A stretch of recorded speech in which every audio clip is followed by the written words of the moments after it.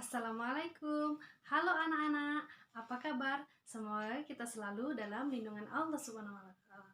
Bertemu kembali dengan Ibu Festi dalam pelajaran Pendidikan Agama Islam dan Budi Pekerti. Baik anak-anak, hari ini kita mempelajari tentang taharah atau bersuci. Sebelum kita mulai belajar, ada baiknya kita berdoa. Berdoa dimulai. Bismillahirrahmanirrahim. Raditu billahi rabbah wa bil islami dinah wa bil muhammadin nabiyya wa rasulah. Rabbi zidni ilma warzuqni fahmah. Amin ya rabbal alamin. Setelah kita berdoa, semoga pembelajaran kita hari ini diberkahi oleh Allah Subhanahu wa Ta'ala. Baiklah, Ibu akan menjelaskan terlebih dahulu tujuan pembelajaran kita hari ini. Dalam pembelajaran hari ini, Ibu berharap kalian mampu memahami pengertian taharah, pengertian hadas, dan pengertian najis. Yang kedua, Ibu juga berharap kalian mampu memahami tentang macam-macam hadas dan macam-macam najis, sehingga nantinya kalian bisa mengamalkan dalam kehidupan sehari-hari. Ada salah satu hadis Nabi yang menyebutkan At-tahuru syaratul iman, yang artinya kebersihan itu sebagian dari iman. Hadis riwayat Muslim. Hadis tersebut menegaskan betapa pentingnya kebersihan bagi orang yang beriman, orang yang akan disebut beriman kalau ia peduli dengan kebersihan. Apakah taharah itu? Taharah menurut bahasa adalah membersihkan kotoran, baik kotoran yang berwujud maupun yang tidak berwujud. Sedangkan menurut istilah, taharah artinya menghilangkan hadas, najis, dan kotoran yang menggunakan air atau tanah yang untuk dibersihkan. Dari pengertian taharah tadi, adapun pengertian hadas adalah keadaan yang tidak suci yang dialami manusia sehingga menyebabkan terhalangnya untuk melaksanakan ibadah, seperti sholat dan membaca Al-Quran.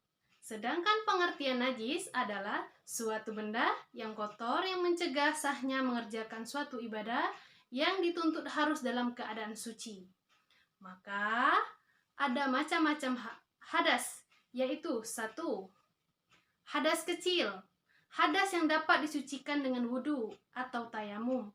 Penyebab hadas kecil ialah buang air kecil, buang air besar, buang angin, tertidur, atau menyentuh kemaluan tanpa alas. Cara mensucikan cukup dengan berwudu. Yang kedua, hadas besar, yaitu hadas yang harus disucikan dengan cara mandi.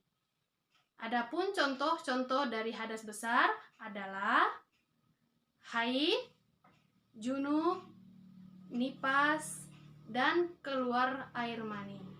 Itu disucikan dengan cara mandi wajib.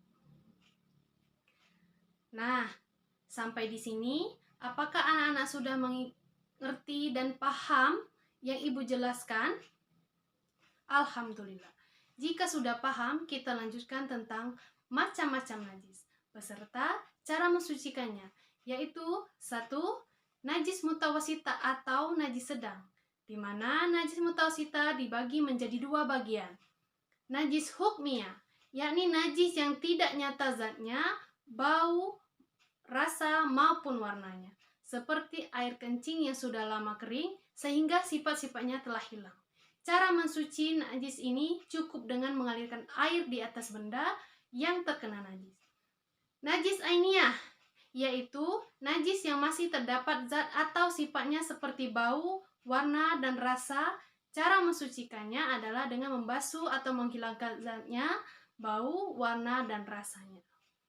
Yang kedua, najis muhafafah atau disebut dengan najis ringan adalah najis yang berupa air seni anak laki-laki yang belum genap berumur 2 tahun dan belum pernah mengkonsumsi selain ASI. Adapun cara mensucikan najis muhafafah adalah dengan memercikkan air pada benda meskipun tidak mengalir. Yang ketiga, yaitu najis mugaladah atau disebut dengan najis berat adalah najis dari anjing, babi, dan segala keturunannya.